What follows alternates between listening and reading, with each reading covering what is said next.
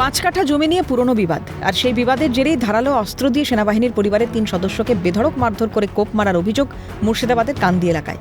গুরুতর জখম অবস্থায় কান্দি মহকুমা হাসপাতালে চিকিৎসাধীন আহতরা। বর্তমানে দেরাদুনে কর্মরত ভারতীয় সেনাবাহিনীর শামীম করিম, তার স্ত্রী, কন্যা ও পুত্র সন্তান বাস করেন ঘোষবাসপুরে।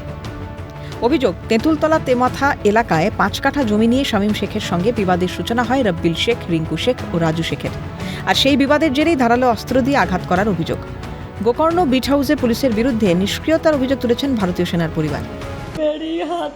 কি কারণে আমি কিছুই বুঝিনি কি কারণ। ওখানে ছোট বাবু যদি এলো তো ছোট বাবুর সামনে ওই আতঙ্কবাদীরা বলছে আমার মেয়েকে রেপ করবো, প্লাস তোর মাকেও রেপ করবো, তোর যে থাকবে তাকে বলিস আটকাতে। ছোট বাবু কিচ্ছু বললো না, আমার মেয়ে পরীক্ষা দিয়ে এসেছে এরকম কথা ছোট বাবুর সামনে বললো। তাহলে ছোট বাবু কিসের জন্য বসে আছে? ইতিমধ্যে এই ঘটনায় লিখিত অভিযোগ দায়ের করা হয়েছে কান্দি থানায়। অভিযোগের ভিত্তিতে তদন্তে নেমেছে পুলিশ। এখনো পর্যন্ত এই ঘটনায় একজনকে গ্রেপ্তার করা হয়েছে। ধৃতের নাম শফিকুল শেখ।